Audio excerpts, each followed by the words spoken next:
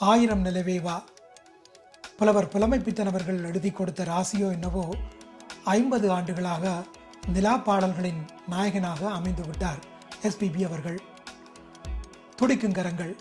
SP Balasubramaniam அவர்கள் தமிழிலே இசையமைப்பாளராக அறிமுகமான திரைப்படம். இசையமைப்பாளராக இவர் அறிமுகமானதன் பின்னால் சுவையான ஒரு சம்பவமும் உண்டு. பல்லாண்டுகளுக்கு முன்னரேயே தயாரிப்பாளர் KRG அவர்கள் தன்னுடைய படம் ஒன்றுக்கு இசையமைப்பாளராக வேண்டி நிற்கின்றார் எஸ்பிபியை. ஆனால் அந்த நேரத்திலே வாய்ப்பு அமையவில்லை. பின்னர் ஸ்ரீதர் தன்னுடைய படத்திற்கு எஸ்பிபியை இசையமைப்பாளராக வேண்டுகின்றார். அப்பொழுது KRG அவர்கள் ஏற்கனவே தன்னிடம் கேட்ட சம்பவத்தை சொல்கின்றார். காலம் கனிகின்றது.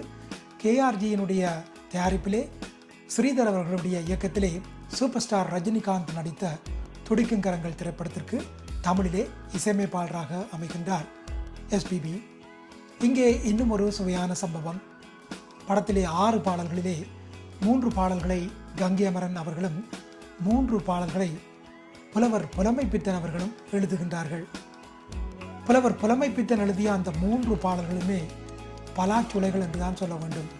அங்கேயும் ஒரு புதுமை. சந்தனம் பூசும் மஞ்சள் நிலாவில் என்று அமைந்த பாடலிலும் நிலாவை கொண்டு வருகின்றார் புலவர் புலமைப்பித்தன் அவர்கள். இயக்குனர் ஸ்ரீதர் அவர்கள் முன்னரேயே பாடகர் AM ராஜாவை தன்னுடைய திரைப்படத்தின் வழியாக இசையமைப்பாளராக்கினார். மீண்டும் இன்னொரு பாடகரான எஸ்பிபியை துடிக்கும் கரங்களின் வழியாகவும் இசையமைப்பாளர் ஆக்கினார்.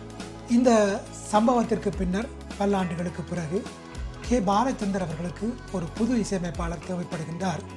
எஸ்பிபியினுடைய வழிகாட்டலிலே அவருடைய அறிமுகத்திலே கீரவாணி என்ற மரகத மணி அழகன் திரைப்படத்தின் வழியாக பாலச்சந்தரின் திரைப்படத்திற்கு இசையமைப்பாளராக அறிமுகமாகின்றார். அழகன் திரைப்படத்திலே அனைத்து பாடல்களையும் எழுதியவர் புலவர் புலமைப்பித்தன்.